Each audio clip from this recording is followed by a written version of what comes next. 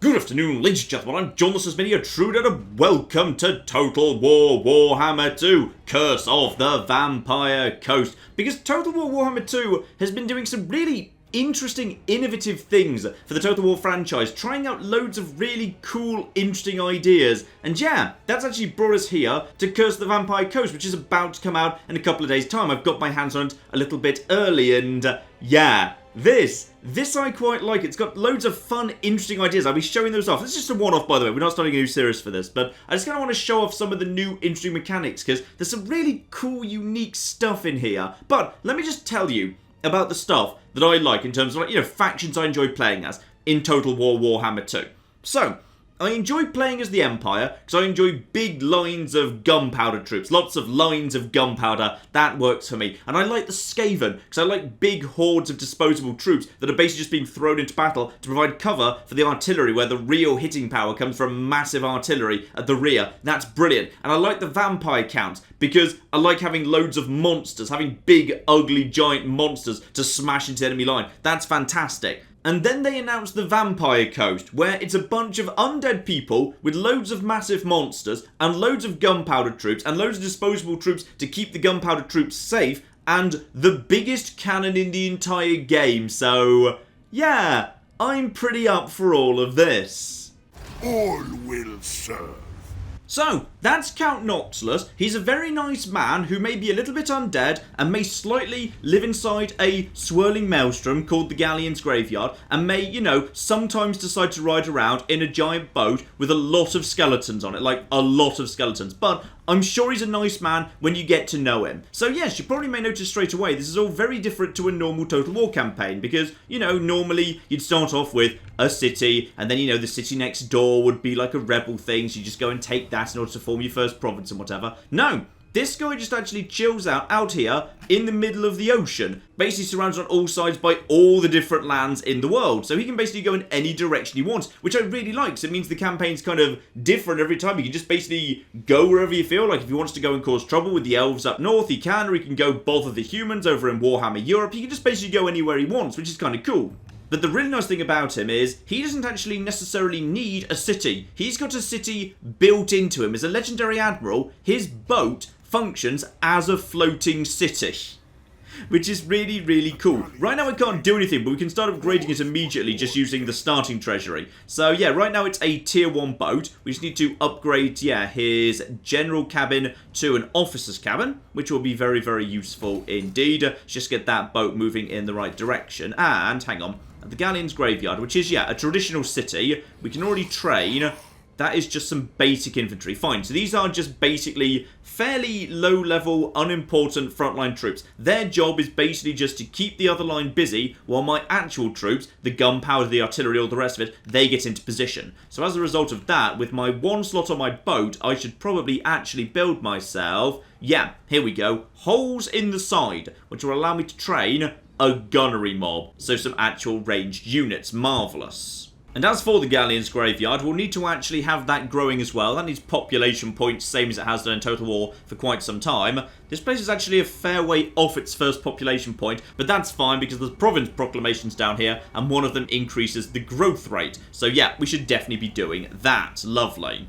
Oh, but we would have to just temporarily pause those upgrades because, you can't fight while you're doing that. And there are some convenient high elves here. How about we go murder them? Now, very, very fortunately, and this is a very, very nice improvement that I really, really enjoy, auto-resolve at sea is gone. At this point, if 2 fleets meet, basically they just agree in a very gentlemanly fashion to just go to a nearby island and fight there, which is so much better, because auto-resolve only at sea has always been a problem in Total War. It's never been a great solution, but honestly, I don't think Total War has ever managed to come up with actual dedicated naval combat that's been as enjoyable as the campaign or the ground combat. It's just not what Total War is most comfortable with, and I'd say just basically saying all sea clashes just get decided by land armies on a convenient nearby island. That is a very, very good improvement. I hope that carries over into future Total War 2.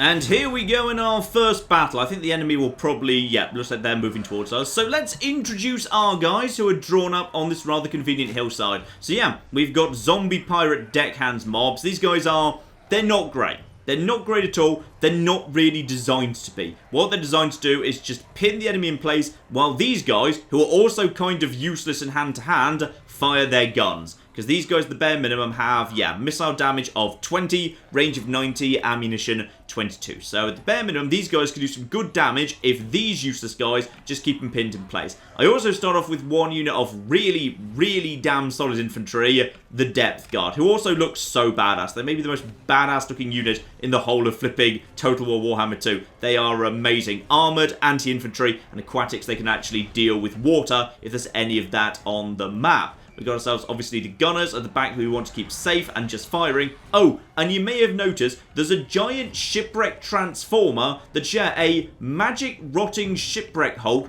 with a cannon for an arm that is just going to basically act as long-range artillery. Like, ridiculously long-range artillery. Like, I think he just basically blasted most of a unit of archers into the Dark Ages. And he's wonderful, and I love him, and Noctilus gets to start with one, which is why I enjoy playing as Noctilus. Still, the archers have started firing. Let's see what we need to do about that. Actually, in all fairness, not much. Not much at all, because, yeah, the archers are firing on these guys. And the zombie pirate deckhands mob, they are designed to basically just take fire. They can take that fire all flipping day as far as I'm concerned. But you know what? As I don't like being shot, Noctilus has a rather fun trick up his sleeve, which is the rather badass sounding Wraith Storm, which has a slightly ludicrous range on it.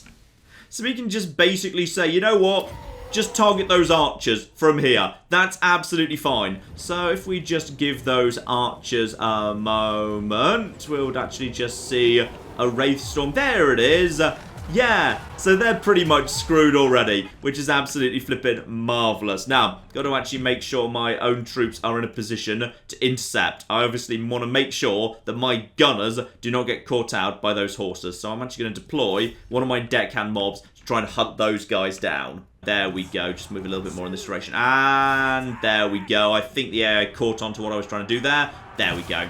Their charge basically is not going to have done much. That's all absolutely fine. Noctilus can pretty much have the front line as far as I'm concerned. I'm just going to quickly cast his little miasma of darkness on those guys. And he can go toe-to-toe with the enemy lord, which he will totally win. That will not be a problem at all. And by the way, you guys, get over here. You guys take on the infantry, because these are anti-infantry specialists. Those horses are falling apart very, very quickly indeed. And now the guns, they can just basically fire wherever I will. In fact, I'm going to move my guns over here, so they've got a better shot up the side. In fact, those guys basically just, yeah, they fell apart straight away, because Depth Guard are ridiculously powerful. So Depth Guard can now get around the back over here, hit these spearmen in the rear, and that should be pretty much their entire infantry line should just collapse, because Depth Guard are amazing. In they go. Stabby, stabby, stabby, stabby, stabby, stabby, stab. And those spearmen are as good as gone already. Now, Noctilus is going one-on-one right now, but now my own gunners can actually just help out with all of this business. And oh, bloody hell, yes. Yeah, the Necrofex Colossus. Did I mention he was called a Necrofex Colossus? Because that's a pretty damn badass name. That is a pretty damn badass name right there. So let's just actually just turn our fire over there. Gunners can just basically get a little shot in. You, my good man, are you ready for another one of those? Yes, you are. And we've already won.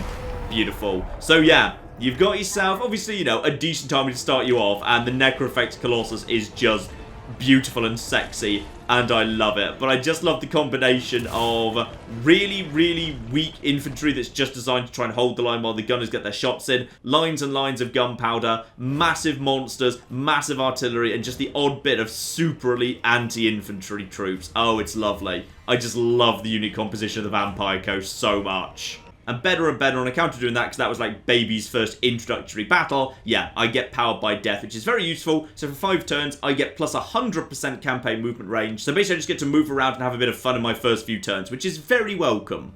Now, moving myself back to flagship expansion, because I need to get on with that building. So yes, that's already been set. That's absolutely beautiful. And yeah, I can't build anything else because the way the game stops you just expanding too quickly is if you actually want to open up a new slot, you basically need to save up 4 population surplus. And that's going to take a while, because it's going to take me 10 turns just for 1. Though, of course, you can actually invest in increasing the rate at which you gain population. So that's absolutely flippin' lovely. And Noctis levels up, and as I always flipping do, every lord I always give Route March to immediately, because yeah, another 10% movement. I just like having movement immediately. It's just flipping useful. Now, what can we do with you, my good man? Because, of course, right now I can't actually recruit, because my boat doesn't have its on-boat recruitment facilities yet. And, yeah, the Galleon's graveyard, I'm not actually docked inside the Maelstrom, however that would work exactly. So I'm not allowed to recruit in a normal fashion. So it sure is lucky I'm undead, and thus can raise the dead, which is just flipping beautiful. So I will totally help myself to, yeah, a brand new deckhands mob, a brand new set of guns, together with zombie pirate gunnery mob with handguns. So armor-piercing missiles, meat shield aquatic. Fine, so the normal guys, yeah, they can fire while moving, but they are not armor-piercing. These guys actually do have armor-piercing missile damage, albeit a tiny bit less damage actually, 14 versus 15. And actually, they've got the greater range as well, so I will say that seems like a good deal to me. I'll be having you. And one abomination here, a bloated corpse, an exploding monster that causes terror. Go on then, why not? I've got plenty of money right now. And now, we've got ourselves the beginnings of a decent army. This, by the way, is the Mortal Empires campaign, which I'm slightly in love with. So basically it's just a map that combines the entire world of the first and second Warhammer Total War games. So, in case you're not familiar with the Warhammer universe, basically it's just our world. It's just our world. Hang on, let's just zoom out here. Let's just zoom out. So, you know, there's Lustria down here, that's South America, and then, you know, North America over here. And then there's, like, the Empire and all of those bits, which is Europe. And then there's Arabia and all these bits, that's, like, Africa. And then there's Ulthuan, which is also there, because in the Warhammer universe there's just a massive donut island chilling out in the middle of the Atlantic. But yeah, we've got our little territory here, but then we've got, you know, all of this land over here. All of this obviously is, you know, full of cities and all sorts around here. And then, you know, we go up through fake Mexico into fake North America, and then go over to weird, confusing Donut Island, which is all full of elves and whatever. And then there's also this massive bit of Europe over here, so I think this is like, yeah, this bit's fake Spain, and then there's like fake Italy over here, and then this is the Empire, which you can also play as, and then there's like Chaos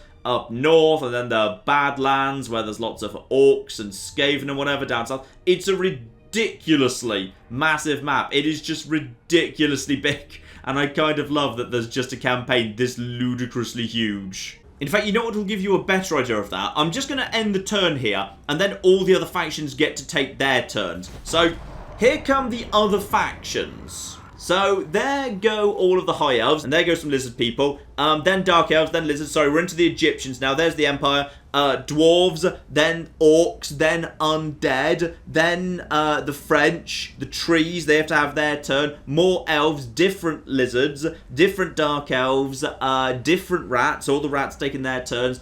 More Mummies, then just some more Humans. Okay, that's more Humans over there. And then that's more Dwarves, more Orcs, even more Orcs, and also some Goblins mixed in there as well. Even more Undead. I don't even know what those guys are. The French again. More Trees.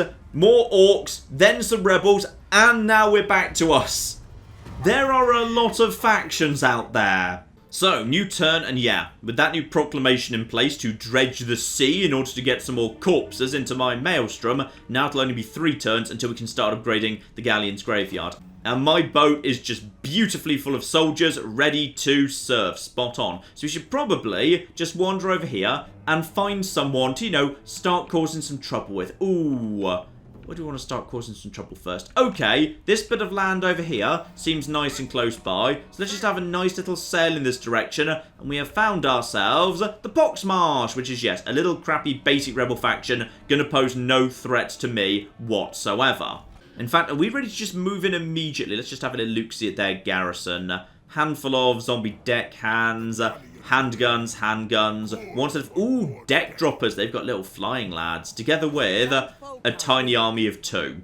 Just check if we've got any more dead we can, yes, would you believe there's some more dead we can raise. So, go on then. Let's just have a handful of reinforcements, just so we've got more of a scruffy front line and even more flipping guns. But the lovely thing about the Vampire Coast is, yeah, even though I'm now outside of my territory, this doesn't belong to me. If I were just to actually put my boat into flagship expansion at this point, I could just go over to recruit units here, and I can actually just have another flipping 5 gunners.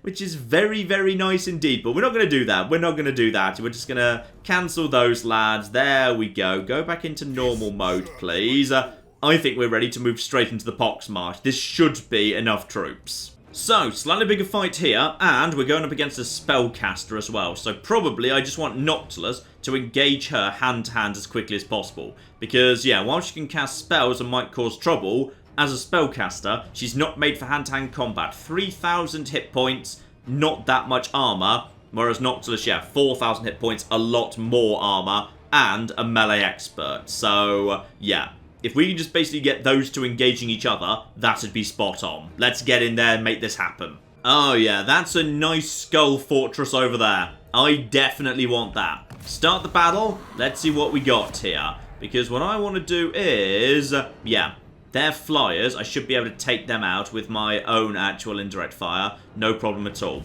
Looks like we've got ourselves, yeah, not quite an even line here. Right, group everyone. Let's just quickly get you guys turned around so we're facing in the right direction to engage. With the exception of you, you can stay where you are and actually just, yeah, keep getting on with firing, actually. Let's just make sure you've got yourself a nice target. What's the highest, most valuable target you could be going for right now? Yeah, slightly upgraded lads over there. We've got Timothy, who's running a group of zombie pirate deckhands. Yes, please just shank Timothy, thank you. And, oh, hang on.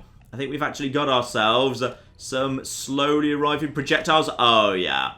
Yeah, that really tears straight through them. Those lads are not getting up again. So, here's the plan. What I want is for my zombie deckhand mobs to actually engage all of their lads directly, while my indirect fire gets around the side and starts shooting into the side of them. A tactic I used a fair bit in Thrones of Britannia worked very nicely there, and yeah, with big old piles of flimsy but hard-hitting gunners should potentially work nicely. Now that leaves those guys vulnerable on the flank, which is why I've deployed my depth guard and my Necrofex Colossus actually onto the flanks to protect against any counterattack with a flanking force. In fact, I'm going to deploy one of my units of guns forward just to, yeah, exclusively try and hit these guys. By the way, we're probably in range to get our first big old attack off here. So, you, my good man, just drop a little bit of damage on... Yeah, I'd rather actually have their guns taken out, perfect world. So, where are their actual guns? There's some guns. Right, yeah, that'll do the job. In fact, actually, there's a couple of units standing right on top of each other over there. So, let's just actually drop a great big little maelstrom thing on those lads. There we go. That's just done a bunch of damage. And, okay, guys, who told you to be on skirmish mode? Because for the last time, no, let's not be on skirmish mode, thank you. These guys can just draw the fire. That's absolutely fine. Better that than the depth guard. And speaking of which, time for everyone else to charge forward. Everyone else can just basically start running forward. And as for Noctis himself, he can head over in this direction. Still 86 seconds before he can actually use his special ability again. These guys should fall over pretty quickly. We've got ourselves a big exploded corpse over here. No need to worry about them. You guys focus your fire over there. Just start softening them up. You guys start moving in this direction. Start getting around the side. And you know what? You, Necrofex Colossus, you get in the front line. Let's just have you starting to cause some trouble here. Right, up to normal speed here. So, oh, in comes that firepower. In comes the firepower from the guns, and yeah, my crappy little mob just gets these guys pinned down quick as you like. These guys need to start heading around the side as well. In fact, actually, these guys are in a better position to do that. What are you guys looking at right now? You have got an excellent shot at these guys, actually. So now, these lads right here can just start shooting straight into the back of that mob, which is trying to keep Noctilus tied up. They're trying to stop Noctilus getting through. So Noctilus can basically just do a lot of damage to these bastards. We can also do a bit of damage too. Hang on, where's a good cluster of them? There's some over there. I'm just going to just put a little bit of magic over in that direction. These guys are now in position to get round the side. Honestly, this is already starting to fall apart for them. So point blank range, these guys are now just being basically torn the hell apart. Noctilus, you need to get over there. Just, yeah, get yourself out of that little group of gunners and get over to the wizard. I don't want her casting any more spells, please. Depth Guarders unfortunately taking a fair few knocks to these random gunners. That is unfortunate. You, turn and fire. You, get over here, turn and fire as well. Noctilus is almost on top of the wizard, and there we go. The wizard can no longer really do much in the way of casting. She's stuck in direct combat at this point. You guys, get round the back, finish off the last of this here mob. Necrofex Colossus, help out by just smashing into them. In fact, actually, Necrofex Colossus, you get over there, go back into gunnery mode, shoot them. Just a couple of cannon shots should hopefully keep you nice and busy. So you guys get around the back of here. Guns turned in over here. You might not even have a shot, actually. Sorry, the terrain is not helpful right now. Those guys are disintegrating. Job flipping done, basically. Yeah, a little bit scruffy. It's a shame the depth guard took so many hits. By the way, literally everyone who's got a gun... No, never mind. The enemy lord gave up, which is a shame, because I was about to shoot her from 16 different angles. So, obviously helped myself to some loot and some XP, but... here's where things get really, really interesting. Because the Pirate Coves are the first faction, I think, ever in all of Total War to have a mechanic for not bothering to take enemy territory. They can build inside enemy territory. So sure, they could occupy the place or sack it for loads of money or raze it to the ground if they just wanted to be a ruin, but they can also establish a Pirate Cove. And there we go. A Pirate Cove has indeed been established at the Pox Marsh. So, we have left this territory in their hands, okay? Still belongs to them right now, though, yeah, at this exact moment of time, there's literally no garrison. So, I imagine Luther Harkon, who's, yeah, there he is over there. He'll probably be up north to claim that for himself in a second. But, honestly, he can have it. Because now I've got my own secret settlement inside this settlement. And I can actually build in this area as well. So, I've got myself 4 options for the time being. There might be more later, I don't know. These are the 4 that are available at the minute. So, if I want to, I can basically build myself a Pirate's Rest that gives me infamy per turn. Infamy is a little kind of mechanic the game's keeping track of, where the more infamous you get, you can unlock new special abilities. Like, well, to be honest, they're sea shanties. But, you know, they're quite powerful for sea shanties, because basically they unlock a new really powerful spell. So, you know, it's not a bad thing at all. Alternatively, if you want to screw with them and they're not already vampires, a corrupted tavern will slowly just increase the level of vampiric corruption inside this territory, which will slowly make this place very, very difficult to live in if you're not a vampire. But these guys are vampires, so that's all absolutely fine. And, yeah, it also spreads to adjacent provinces too. Together with gaining, yeah, a big old pile of infamy, just the same. But the other 2 are more interesting, because these are the 2 that make you money. And it's a really interesting choice, by the way. So, the simple version is the Smuggler's Cove. So it gets you a tiny bit of infamy, but really you're getting the money instead. You're basically sacrificing infamy to get money. So that actually gets you a flat 200 income every single turn, together with giving you new visibility, but every building gives you full visibility. So basically, as long as you've got one of these established, you've also got more visibility of the map, which I find super cool as well. But the really interesting one, the Picaroon's Hideout. So that does not give you a fixed amount of money. It gives you an amount of money that is equivalent to 50% of whatever the settlement is currently making. So in this tiny little settlement here, the Pox Marsh, yeah, honestly that wouldn't be anywhere near as good, because we'd only be making like 60 gold or something. So we're probably better off going for, yeah, the Smuggler's Cove and taking the flat 200. But if you could take a really, really big, valuable settlement, yeah, the Picaroon's Hideout could make crazy money.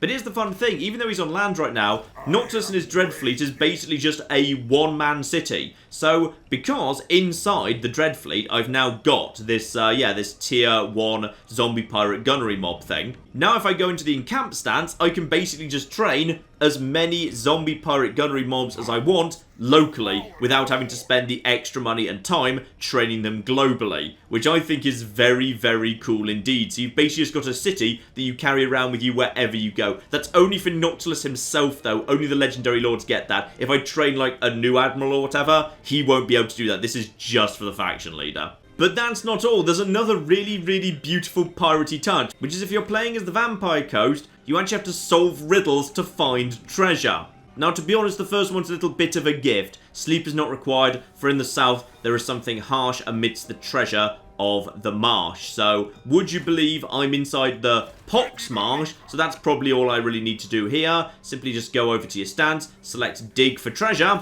and we have successfully managed to solve the riddle by, you know, going to the place that's a marsh. Still, that's worth a fair bit of infamy and a fair bit of money. Obviously, future ones will be a lot harder than that. That's just introducing them. Though that does also unlock my first right, because of course these guys have their own unique rights as well. What's the first one of these? So all regions belonging to you will be covered in cursed mist, causing attrition to any foreign armies, but you will be immune to cursed mist yourself, and you can vanguard deploy all of your monster units.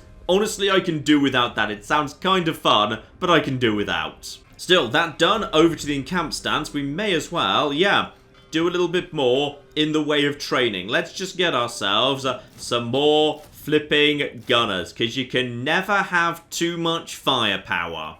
Now, of course, another good reason to actually set up the Pirate Cove, rather than taking the Pox Marsh, is that's a sub-region, so it doesn't actually have walls yet. So, yeah, it would be very hard for me to hold that. Anyone else could basically just walk in and take it whenever they wanted to. So if there's an area that's very rich, but you don't think you can hold, yeah, just move in, smash it, and then just set up a Pirate Cove and start siphoning off the money. All of the money, but none of the fuss of actually having to hold the damn thing. Which also, of course, genuinely creates the possibility of being able to play a tall game, where if you wanted to, you could have the Galleon's Graveyard and that'd be literally it.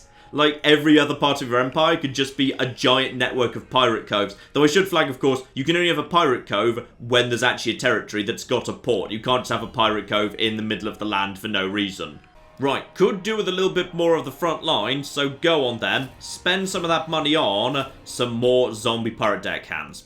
So right now, I've got a large, if fairly low-tier army going on here, but it is large, that's the important thing. Let's get the hell out of here. I think it's time to go and find somewhere a little bit more valuable to go and loot.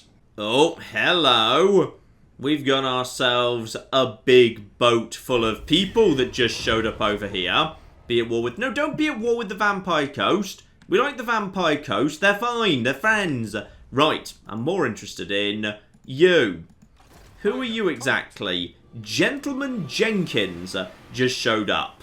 Now, one other priority thing to check here. It's not just maps. It's the Pieces of 8. Find Pieces of 8 and you can unlock really powerful regiments of renown. And I'm pretty sure Pieces of 8 over here. Hang on, which one are you? Yes. Defeat the following lord in battle. Gentleman Jenkins, the freebooters of Port Royal. If I kill this guy, I actually get to unlock the Black Spot, specialist zombie pirate gunnery mob of handguns. He's got himself 16 troops. I've got myself 19, but, you know, I'm Noctilus, so I'm just better than him. Any chance we've got ourselves... Ooh. Could have myself to one more unit of handgunners or one more... Yeah, you know what? One more bloated corpse. Let's just make sure we've got a nice explosive surprise for this man. Right. In we go. And something over there as well. So, it would appear... Ooh. You're not nothing, though. You're not nothing. You've got yourself mortars. I don't have... Well, actually, I have one thing that can be artillery. Range of 330 versus range of 380. Okay. He's got the range advantage. We're going to be needing to close with him in a hurry. Ah, we've got ourselves an interesting battlefield here. There is an island surrounded by a shallow moat between me and where they're going to spawn. Now, my units are all aquatic, meaning that, yeah, I actually move faster through water than he does. I've got the advantage in the water, but because he's got the range advantage and I attack, there's a good chance he'll just hang back and just, yeah, draw it behind his artillery, which he's perfectly within his rights to. Also, ooh, the battle maps in, Warhammer 2, they were very, very pretty, it must be said. Now, let's talk tactics. Obviously, the actual mobs at the front, they're just going to provide cover. And they're going to provide cover for my big explosive lads. Because these bloated corpses, if I can just get them into the middle of the enemy line, they are going to burst and do an awful lot of damage. And they're also going to cause terror, which could be very, very useful. Here we go. Start the battle, immediately put it into slow. And I need everybody to start running as quickly as possible. Because right now, the Necrofex Colossus is not in range to do anything. They are going to get a couple of shots in on us. That's fine. We can't avoid that. So everybody just start moving forward. Just love the Necrofex Colossus. It's just so beautiful. It's so flipping beautiful. And I think actually it's allowed to fire while moving. So yeah, as soon as it gets into range, even if it's still moving forward, it will begin firing on the enemy line, which is really, really damn cool. So any sign of these guys firing yet? No, I've lost visibility. I don't currently have visibility, but some of this has got to be firing, right? Yeah, pretty sure we got mortar fire coming in here. So this is going to probably hurt. The accuracy on these things isn't spectacular. And they are taken out. Yeah, they're hitting the front line, the zombies. That's fine. They can hit the zombies as much as they want. And here we go. The Necrofex is returning fire. So we are doing some big damage. And I'm pretty sure I'm going to do more damage to their line than they can do to mine. So the Necrofex has already got itself a target. And is starting to...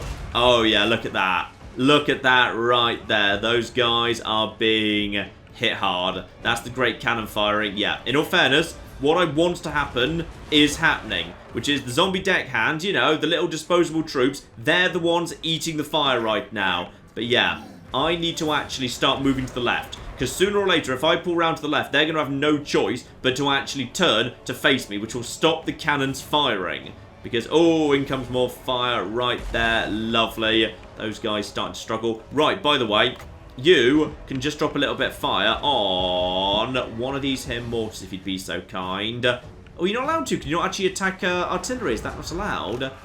Maybe not. I'm not sure. Okay. Oh, that guy is already in the process of wavering. Lovely. You know what? Put some fire over here. Let's actually weaken this flank slightly. So let's just get ourselves a little bit of damage over here. This should be beautiful. In it comes. Nice. Oh, look at that. Look at that. It just half finishes off that unit immediately. I think these guys can... Yeah, these guys can fire while moving as well. So you're going to need to actually be in range. So keep moving forward, please. Right now, we've taken a fair bit of damage. But you know what? Things are going just fine. Everything's under control. I just need... Yeah, my bloated corpses. Those lads are in good positions. Let's actually get you guys attacking, please. Let's start you guys moving forward. My guns are starting to actually do something. Let's start having you guys just, yeah, getting involved in the fighting, please. And, yeah. Are you guys actually in position yet? Not yet, but let's get them the high ground. Let's get these guys the high ground, and let's get you guys right round the back. Necrofex Colossus can provide them with a little bit of cover right there. These guys, get round over here. Right, the charge is starting to occur. Let's just pause this for a second. Ouch! Caught that explosion in action. Right, okay. You, big explodey man, you just start heading in this direction. You, big explodey man, start getting round the side. I've never used these guys before. No idea how strong they're going to be. I'm hoping it's good. By the way, let's just heal up these guys if we can. Let's give them a little bit of regeneration. Because, yeah, you big explodey man need to get over here. And then I want you to hit this big group of spears. Because if I can just remove all their infantry. Here we go. Giant explodey man. How about you just get in here and... That's pretty explosive, yeah. I'm pretty happy with the explodey man, actually. He did a good job there. He did a lot of damage. So now, I just want him to get over to here. Explodey man's going to get over to here. And now just start chasing him off. Because we've done enough damage to their actual, you know, main flipping infantry line that they're going to struggle. By the way, you, Mr. Necrofex Colossus, how about you go into melee mode and just basically start going and stamping on some folk? Because that would work for me. So you guys now just start moving in and actually, yeah, get some damage in on these guys. You, I don't know why you're stopping. Get over here. Just keep these guys busy. Now my gunners can start, yeah, my gunners can start firing into the side of those spearmen. They're still firing while moving. Those guys are broken. And now these guys are going to start being in an excellent, excellent position to actually start picking off, yeah, everything. Start on moving forward, start on moving forward. These guys are just being chased off at this point. You're ready to drop another big, powerful attack. Looks like this. Looks like it could be just the spot if you can just get the magic off, but you're not quite at the right angle right now. In comes a bunch of fire. Lovely. Noxulus is moving forward to take care of that. What are you guys doing right now? A couple of swordsmen tried to move forwards. You guys, concentrate your firepower on that there Free Company militia. Spot on. You guys are recovering. Whatever you are, start moving forward. Right now, the depth guard have not been actually deployed. So let's get them on those swordsmen. They should tear them apart. You guys get forward at this point. Yeah, the battle is very much swinging in our favour. And there's their general. Right, Noctilus. I think we need that guy to actually be taken out if you'd be so kind. Drop some magic on these bastards while you're passing through as well. Just to, you know, keep them a bit busy. This is looking very, very nice indeed. Okay, you guys need to stop chasing all of that. One of you guys over here. One of you guys over here. And one of you guys get over here. Start chasing them down. You, what are you exactly? You're just one random unit. Okay, let's just pull you guys back, please. Noctilus can handle their leader. So Noctilus is now getting in there for the one-on-one. And you guys fall back, provide some cover. Because you can actually potentially provide some very, very useful cover to this guy. If he's willing to just, you know, let you go. Right, how are we doing over here? Looks like we're doing all right, actually. You guys start pushing forward. You guys start pushing forward. You're way too far back at this point. But yeah, these guys can basically just advance and fire at the same time. And at this point, they're actually pretty much out of infantry, which really flipping works for me. Here we go. Gunners moving forward, opening fire as they run. And these crossbowmen have been... Oh, look at that. Look at that. Oh, I love it. I flipping love it. Enemy Lord has already collapsed. Noctilus just flipping slaughtered him with the assistance of some fire at the rear. Morale should basically collapse at this point. We've taken a lot of casualties, but honestly, I'm pretty happy with how this has gone. Bear in mind, of course, as an undead faction, you know, it's kind of in the job description to lose a bunch of troops and then just replace them down the line. You know, it's kind of what I'm supposed to do. It's fine. We can just raise the dead afterwards. And there we go. Job flipping done. I'm pretty happy with all of that. And there we go. We have got Lucky Levi's keepsake, one of the pieces of 8. And as a result of that, we've got ourselves a regiment of renown. And of course, because a major battle just happened, that means there is a bunch of units ready to be recruited in the Raised Dead. Alright, some units merged together to be a bit more efficient. And yeah, you know what? Let's actually raise up some new units. In particular, the front line took a right battering. So I think we need all 3 of those units right there. So we've now got ourselves a front line again. By the way, you're still technically here, are you? Right, well, I'm not keen about that. Let's just quickly finish you off. And there we go. For just that second battle, which I just auto-resolved there, I actually get +2 leadership when fighting at sea, i.e. on any of the islands. And that faction has been destroyed. Oh, and for winning that battle, 10 million units just popped up in the Raised Dead, because, yeah, that faction was just completely sunk. Right, let's do even more merging together then, lads. There we go. Back up to a decent army. Now with 2 handgunners for armor piercing, a whole bunch of basic gunnery mobs. Necrofex Colossus is okay and is picking up XP. And a front line of, yeah, 6 zombie deckhands, together with my original depth guard still present and correct. Lovely. Ooh, and I can have myself a new spell. The Curse of Undeath. So, regeneration in an area constantly... Ooh, okay. So, constant healing around yourself. That's fun. Oh, and this is interesting. Being actually allowed to, yeah, summon my own gunnery mob, so I could literally summon gunners around the back of the enemy once they're engaged. Yeah, I can't turn that down. That's hilarious. It was always one of my favourite things as the Skaven. Just basically make enemies just pop up behind the enemy line. That's great. But I can never resist a Skull Fort. Here we go. So, Hidden Pirate Cove. So yes, when you're actually a member of the Vampire Coast, these events are a little bit different. Rather than just kind of going and saying, would you like a campaign benefit or a battle benefit for the next 5 turns? you can just, you know, hang about and get a tiny, tiny amount of treasure, referred to as miserly. Oh, no, no, no, no, no. Or you can face a foe in battle to receive a massive hoard of treasure. So basically these are optional battles which deliver giant piles of money. So obviously, yes, giant piles of money, though. I might be about to regret doing this, actually. Because he's got, yeah, hang on, 4 units of depth guard, and also, yeah, more depth guard with pole arms. Oh, right. He's got cannon, lots of, okay. This is going to be interesting. Okay, I've got precisely 1 chance in this battle, which is I've got to have my gunners firing constantly. And for them to fire constantly, I need to keep their front line of the depth guard constantly busy, which means throwing deckhands at them, and also means, yeah, throwing Noctilus at them, throwing the Necrofex Colossus at them, throwing the depth guard at them. Anything to keep them busy while my gunners fire at them from above. If we can hold this hill, we at least have half a flipping chance. And when I say we've got half a flipping chance, they've decided to just stand back and fire artillery at me, which is understandable because they've got artillery and I don't. So, a lot of people are dead. But, bear in mind, they were dead already. When you think about it, this isn't really a loss at all, because dead, undead, what's the difference? But you see, most of the people that died, we can just raise them straight back up again. This is not a problem.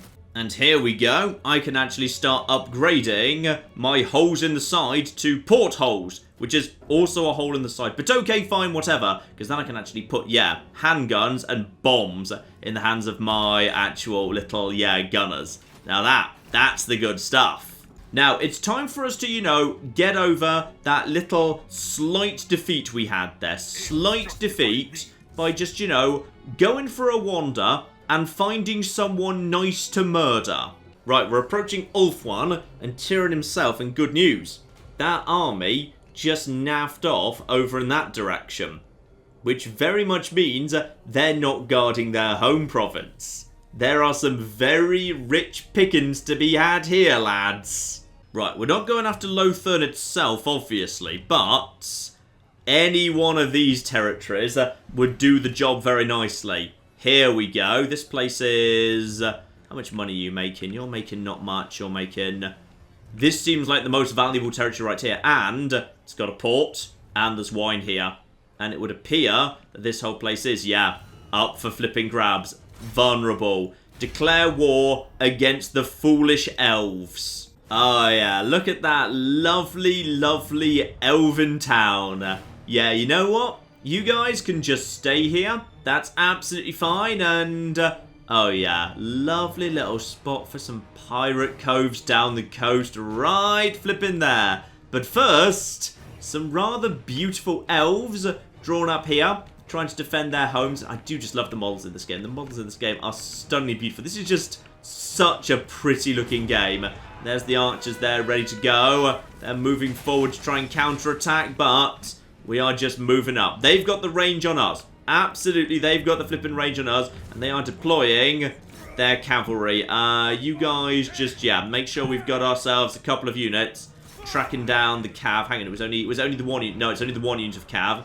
Everyone else, keep moving forward if you'd be so kind. Everybody else forward. Here comes the gunfire, and in comes, oh yeah. Yeah, you guys are about to be shot from many, many angles, actually.